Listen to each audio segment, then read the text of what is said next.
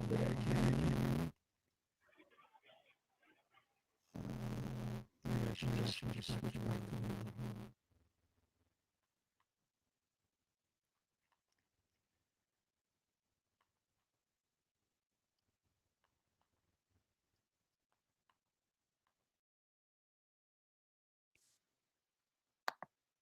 can you hear me now? No, I can't hear you. Okay, I can hear you now. Can you hear me? Okay, All right, there yeah, we I go. can hear you. Yeah, the Bluetooth wasn't working. You were coming in scrambled, so I turned it off. Okay. No sense in me wearing headphones when they don't work. Okay, well, welcome to OccupyRadio.net. My hair's a little disheveled. I should wear a band up here. So this is pretty big week coming up for you. I mean, in the middle of this pandemic, there are a lot of people in serious trouble. Can you tell the audience basically what's going to happen this coming Friday?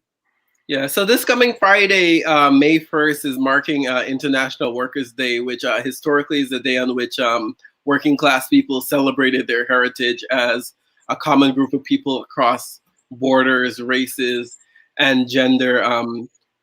And it also has a special significance in the United States, especially since new life was breathed into May Day in 2006 by the immigrant rights movement. And another added layer of significance is that May 1st is also the day that our President Trump is trying to reopen the economy in the midst of this deadly COVID-19 pandemic. So on this day, workers and activists, immigrants, and a broad cross-section of people in New York City have coordinated May Day 2020, the Fight for Our Lives, which will be a series of actions to show solidarity with people working on the front lines, to demand personal protective equipment for people on the front lines, and to fight back against the push to reopen this economy in such a manner that's callous and disregards people's lives and well-being. It is very callous, and it's it's their worry about the economy. That's all they care about is Yeah. the economy. But if the people are dead, there's no need for an economy. Well, that's clearly a risk they're willing to take with our lives.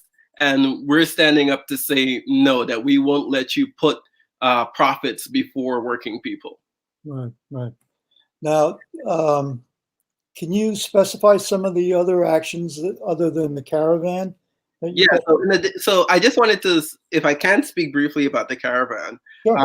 because the caravan, originally the idea was that we would have one caravan leaving from Brooklyn and traveling through different parts of the city. And what has come about is that given that Queens and the Bronx have been disproportionately affected by COVID-19, we have the caravan will actually be in three parts, starting from the Bronx, Queens, and Brooklyn, all converging at one point in Manhattan.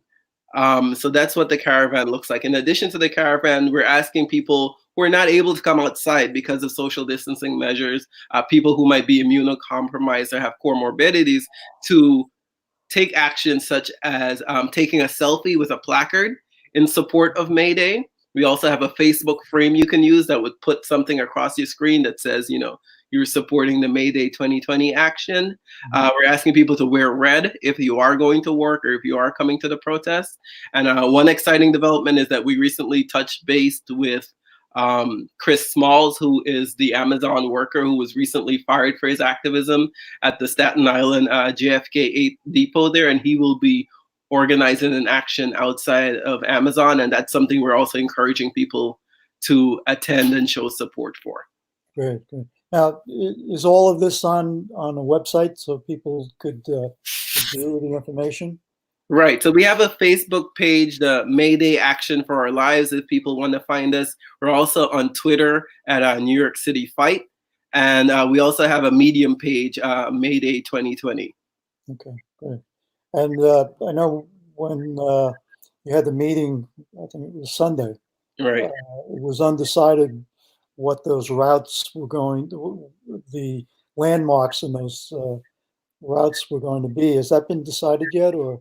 So as of this morning, it's not been finalized. So each borough has a subcommittee that's coming up with the routes because the people in the boroughs know best, right? And I think part of it is that they're trying to um, pick locations where people have suffered, like detention centers, juvenile detention centers, where the city has said, for example, we're going to take all of the youth who are under juvenile detention and place them in one detention center, pretty much creating a hive and a vector for the disease. Places like that want to be targeted, but we're waiting for each borough to finalize the list. And some of it is, of course, to maintain the element of surprise being kept on the hush hush. Right, right. And that's why I was almost hesitant to even talk about some of the issues. One of the things, though, that I think that came out of the meeting was that you were going to stay away from hospitals because you didn't want to impede the Yeah. traffic to the hospitals. Is that still true? Well, it's still true, but the condition that we would make an exception if we're in touch with any staff at the hospital, right? Yeah. That says, please come by and show solidarity with us. And no, you will not present an obstacle to vehicles, to emergency vehicles trying to access the emergency room. So once we have that clearance and go ahead, then we would feel comfortable and safe in showing solidarity with hospital workers through the car caravan, because it's very important that we distinguish ourselves, right, from these right-wing anti-lockdown protesters who've been using the same tactic of a car caravan. And any rally we do ask people to come to, if we ask you to go to Staten Island, we ask you to wear your mask, wear gloves, wear personal protective equipment. If you don't have any, we'll try to store some for you. And the same thing with the ending rally in Manhattan, which will be a combination of cars, bikes, and people. We ask people to maintain social distancing, and there will, of course, be people from the organizing team helping to enforce those, because people's health is a priority at this time. I live in Red Hook. This is coming out of Red Hook. And I was out yesterday, and I was really surprised in how many people were wearing masks. I think I walked to the post office, which is about 4 blocks away, and there was only one person that wasn't wearing a mask. So That is it was very good to see that. How did you get involved with this whole event? Well, I saw the call that was put out. So we're responding in New York City to the general call for a general day of action that was put out by a group, Cooperation Jackson and Black Socialists of America. And in New York City, a few activists from different parts, different spectrums of the left have gotten together in a united front effort to temporarily put aside our differences to say that this is an important event we need to work on to highlight what's been happening below the radar. Like I can say, like, so I was involved in organizing with my job. I'm a child protective specialist supervisor with the city's Administration for Children's Services. So myself and my coworkers, we were particularly concerned about the agency's reaction. Mm-hmm. And part of it is that we hadn't been supplied with enough personal protective equipment. Some people hadn't been supplied with any, and that's an ongoing situation. I can say, for example, since this crisis started, I've been provided with expired hand sanitizer, which when I complained was replaced, and one surgical mask, which, if you're paying attention to CDC guidelines, is supposed to be disposable and used only once. Exactly, yeah. But nonetheless, we're still being asked to conduct home visits, right? So it's not that we don't want to do our job protecting children and strengthening families. We don't want to become vectors to the disease as we move from our homes to the subways, to our offices, to our families' homes, to another family's home, and then back to our own families or back to the office. So we're particularly concerned in that regard. And when I heard there were people organizing a citywide effort, I felt the onus was on me to jump in to do what I can. That's great. That's great. That was one of the issues, though, that I was concerned about with the census that is in the process. But I don't think people have been knocking on doors yet. But that's down the road. Right, but the census at least has sensibly suspended door-to-door activity, right? Whereas the New York State Office of Children and Family Services hasn't issued an order like that as yet. So our agency in the city that falls under them, we're continuing to make visits. In my department that works with families involved in the court system, we're pushed back to making visits only once a month, and in some places over video calls. But the people who respond to immediate reports are still required to work in the office some days a week, which poses dangers of its own, and B, to conduct home visits as usual. Mhm. And like my coworkers are tough, sturdy people. This is a very hard job. Not a lot of people stay in it, but we're scared for our health and our lives, because we're not given the equipment needed. So we have to source the equipment through solidarity networks, right? So like a lot of my coworkers have put in requests with New York City Makes PPE.com, which is a group of people who are sewing masks, Mhm. gowns, making face shields for frontline workers. And and they've been very good and responsive to us, but they've also been a little confused. They're like, "You do what? You do where?" And they didn't give you what? Yeah, it really is difficult to understand, and how agencies can be people can be put in those situations. But there's so much, the people are so lax in preparing for things. It's really ridiculous. And I It's mean, like, I not guess it done. depends on also how it personally affects you, right? So I found out about deaths at my agency, sadly, in the newspaper. When the Daily News published an article about 100 city workers who had passed, there was a blurb in there at the Administration for Children's Services. The spokesman informed us that 4 workers had passed away from COVID-19. Hundreds were symptomatic, and hundreds had no 100 something were symptomatic, and 100 something had tested positive. And I was like, wow, no one communicated this to me. And we get a daily email from our commissioner. Yeah, So our commissioner is sending us a daily inspiration with quotes from inspirational leaders. But yeah. So you go back out on the right, street. at no point have they come out to say, oh, someone in your office has tested positive, and like there's ways to do it to maintain privacy, but what we're seeing now is a lack of transparency. And it's, at least to me, that's how it feels. My personal opinion is that it's deliberate. And since those 4 deaths were published in the newspaper, I can speak to 4 more that have happened since. And very scarily, 2 of them have happened with staff at the ACS Children's Center, which is a residential facility where kids await placement after being removed from their parents. And that's a place you don't want developing into a vector for transmission, right? Because in addition to people who work there 24/7, there's children who live there Right. 24/7. It's next door to Bellevue Hospital, right? And what we really need is an honest, transparent conversation. And we really need the agency to say that these people's lives matter. I know at least 3 of the people of the last 4 who've passed away. And it's like incredible to know that these people who were otherwise in good health, um, people that you've seen recently, some of the most friendly people are gone like that. Yeah. There's an old age home, a senior center, not far from here, where 55 people died in this one building. Yeah. I was astounded. I mean, it was in the neighborhood that I grew up in, so Right. I was very familiar with it. But plus, I know people that are living there.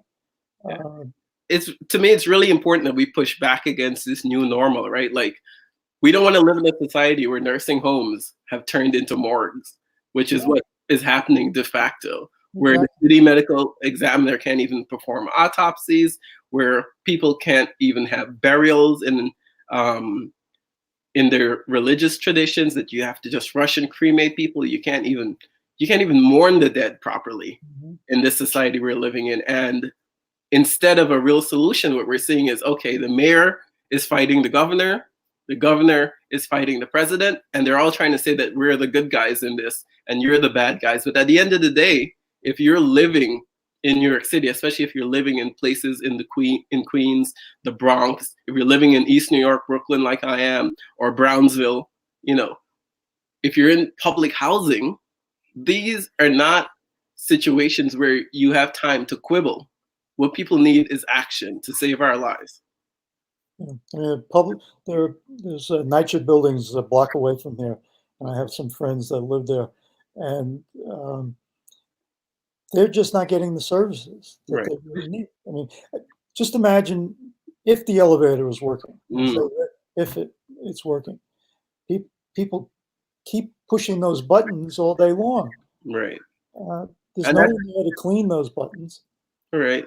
And if you live up on the 12th floor, the elevator is your only option, right? Yeah, yeah, If you're asthmatic, you're not going to climb 12 floors. But like, the inaction from the government is why we're taking action on Friday to save our own lives. Like we need and want people to realize that at the end of the day, we working people, the immigrants who work in kitchens everywhere, the transit workers who drive the trains, those of us who do social work, not trying to leave any set of workers out, domestic workers, essential and non-essential workers make this city run. yeah.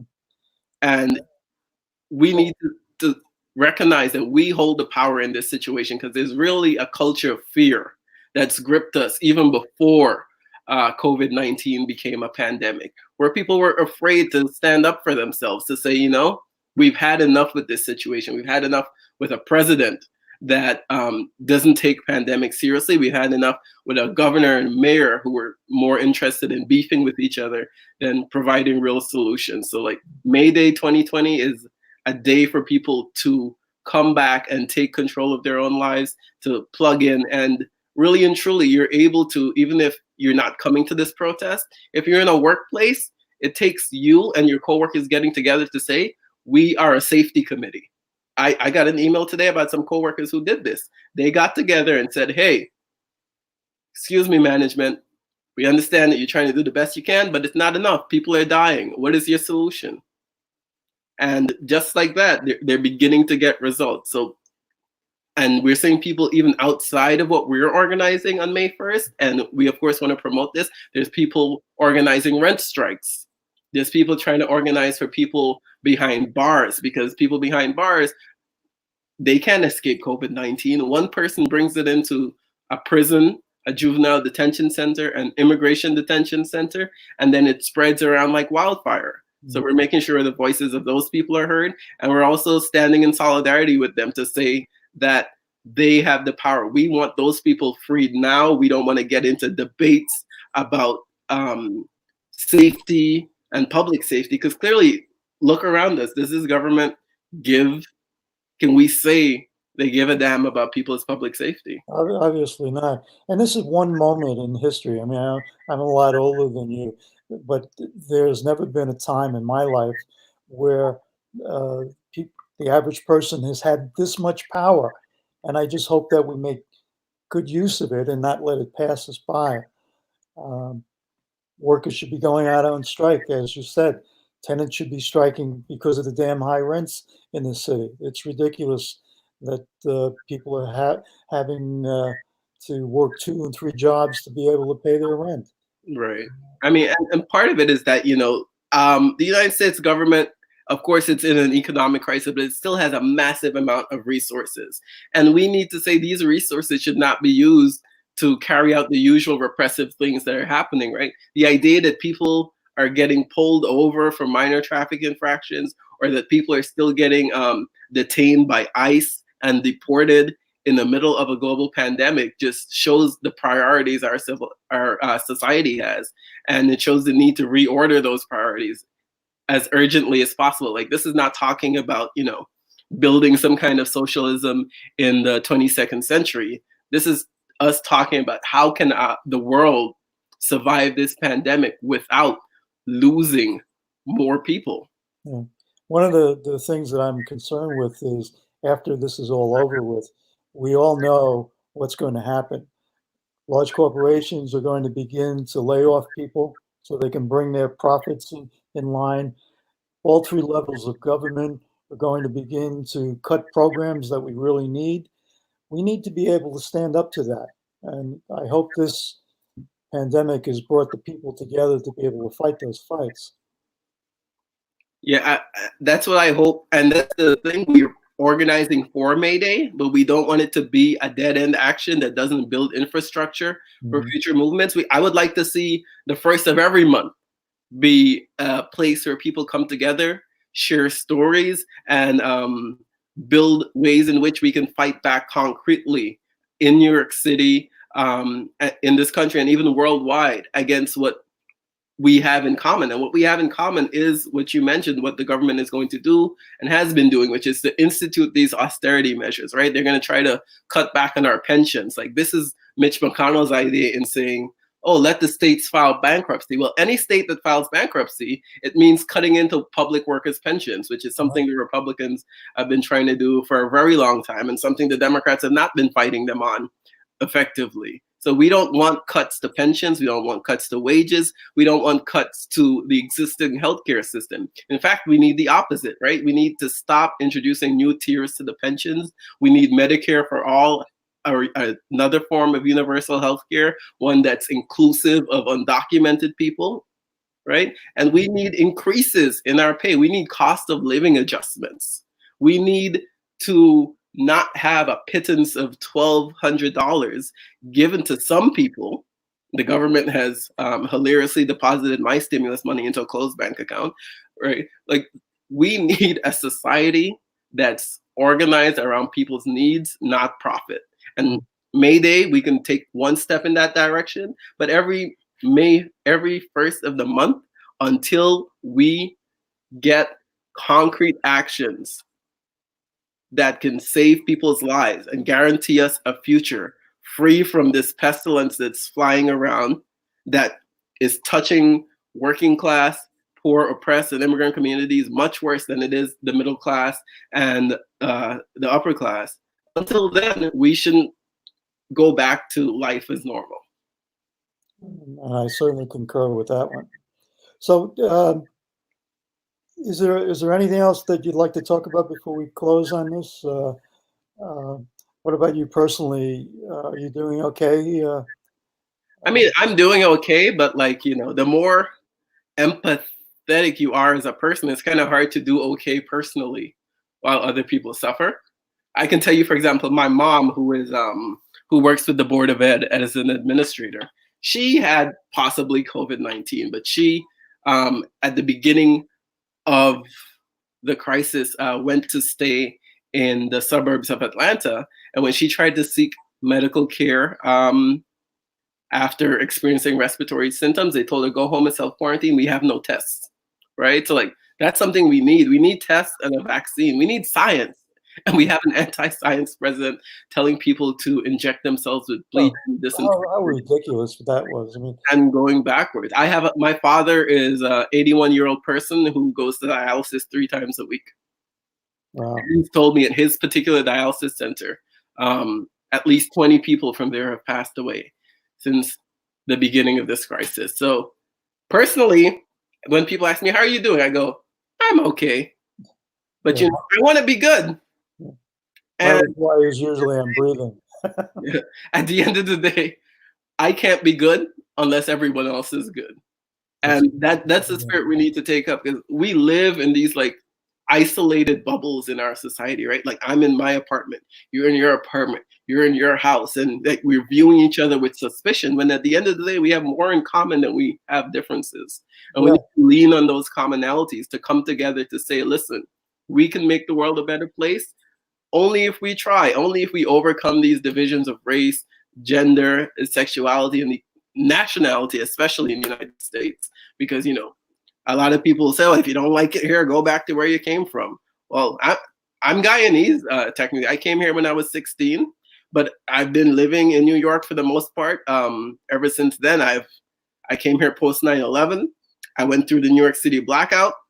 I watched the transit strike happen. I was here for Hurricane Sandy, and I'm here for this, and I'm not going anywhere. So the question is, like, are you going to join me and others in making the world a better place? Because if you send me anywhere else, that's all I'm going to do there anyway.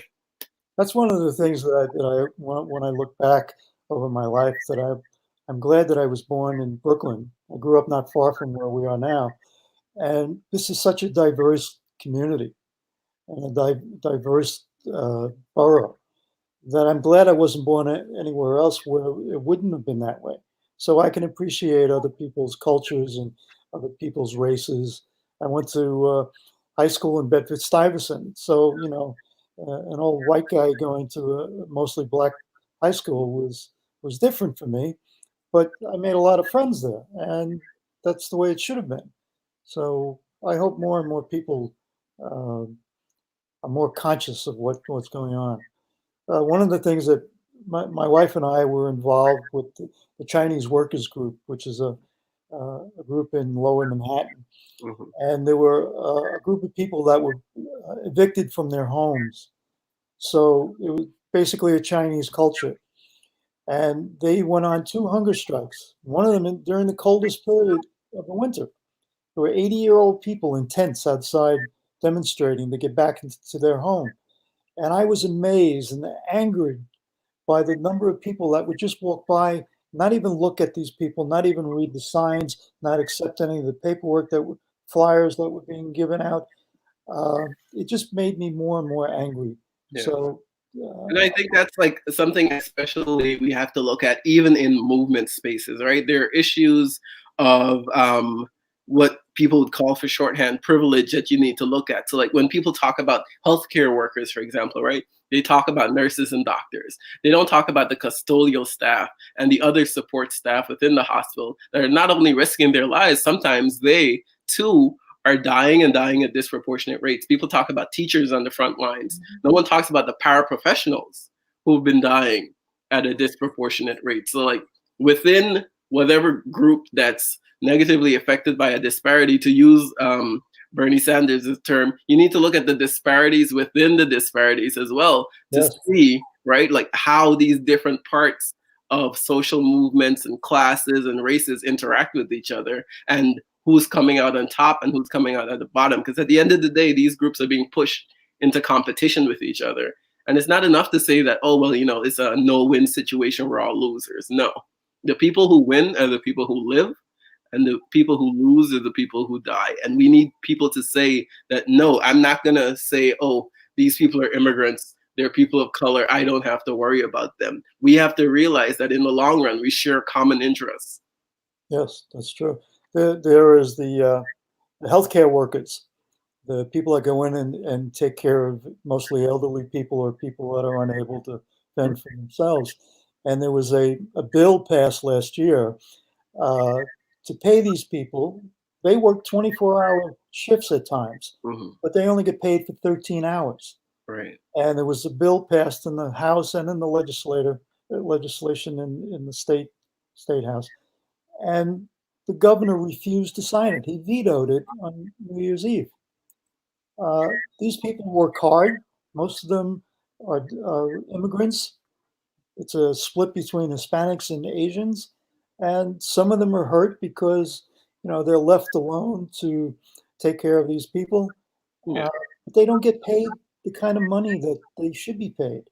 And a lot of it, there's a lot of wage theft and abuse that happens in these workplaces as well, right? And we, at this time, right, we're talking about people who cannot go outside, home health aides, right, and people who do this kind of care work, domestic workers, are really essential workers. But Yes, because they're not employed directly by the government, because they oftentimes have to work under the table because they don't have papers, they don't have the protection they need. And that bill would have taken things at least one step in the right direction. And it's very telling about who Governor Cuomo is that he won't sign it.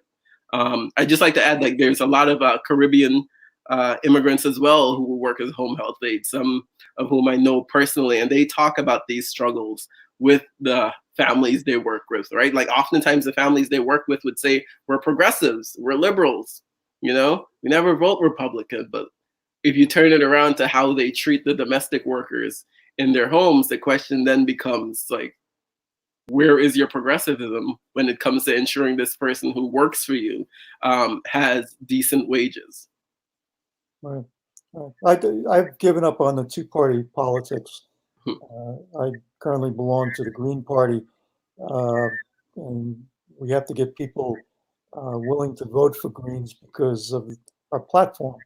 Mhm. Um, but that's another story. We can talk about that at a Yeah, different you don't time. want to get me started on the election. As it is right now, I have one group of people who see me as a sectarian and another group of people who see me as an opportunist based on just talking about perspectives for November 2020. But I do agree with the general message coming from people like Michael Moore and Cornel West that in November, at the end of the day, we're presented with the choice between neoliberalism and neo-authoritarianism.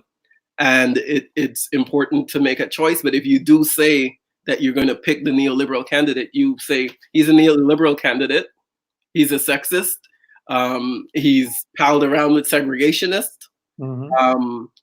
and Biden's political biography is too long to list, unfortunately, with his misdeeds. But for people who are saying vote Biden, you have to be clear and honest about what Biden is. And basically, at the end of the day, you're not picking someone who's making the world better. You're pretty much picking your opponent, right? Like, do you want to fight Trump, who is mobilizing right-wing protesters against lockdown orders? Or do you want to fight Biden, who is doddering neoliberal? You have to ask the question, how did these people get to the positions?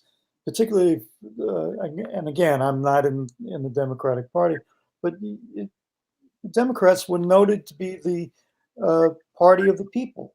Yeah. Well, how do you put someone like Biden in a spot that he's in now? Just because Bernie Sanders leans to social democracy? I mean, it's crazy. It tells you where the leadership in both parties are in this country, and we need to change that. I mean, I think what it does, it shows that there's a certain fear amongst the Democratic Party and the general political establishment of people coming into their own, right? Of people trying to say, society is messed up, we want to fix it, we're going to take it into our own hands. And I wasn't a supporter of Bernie's campaign, but I did support that energy that was within the campaign. I did support people becoming mobilized, and you could see that it scared the Democratic Party. And you can see them, that's how they circled around Biden. But the other part of it is that there is, at least what I feel, an instinctual perspective and understanding amongst certain parts of the population that have rallied around Biden. It is significant that there's places where Biden had very little campaign machinery, and he beat Bernie overwhelmingly, and the other candidates. So I think people kind of like see what's going on in politics, right? They see that when Biden entered the race a year later than almost everyone else, all of a sudden he's the front runner, and that the president of the United States is so scared of his candidacy that he nearly gets himself impeached, coming up with schemes to get rid of Biden. So people are like, okay, they're saying electability, maybe this is the guy. And I do think at the end of the day, we should respect the perspectives of people saying vote for this person, vote for that. But I feel like November 2020 is a referendum on Trumpism. It's a referendum on Trump's time in office. And that is what should organize and be the framework for us coming up with a position for November 2020 to say specifically, we need to get rid of Trump. Another 4 years of this cannot stand, because we've been on this call for about half an hour. And in that half an hour, I couldn't even tell you the number of things the Trump regime has done to remake the government and to attack people in just the 4 years they've been in. Yeah. Well, again, we'll talk about party politics at a different time. That's a whole different topic. Yeah, right. Well, I'd like to thank you for joining us, and please keep us updated on the route, because I'd like to promote the route in some way so people come out. Even if they don't want to go in the streets, they can bang pots from the window and applaud the people driving by in the Caravan. Right. So we do have the starting points in place, and I'll be able to share that with you over email. And as the routes are finalized, I'll be sure to put you in touch with the different borough leaders who can have other people plug in to be part of this effort. Well, again, I really appreciate it. 11 a.m. in Staten Island at the JFK 8 warehouse. If you go on our Facebook page, you'll see we've linked to Chris Smalls' event to help cross promote it there as well. Okay. All right. Thank you very much, Robert. Stay in touch. I appreciate your time. Thank you so much. All right. Take care now.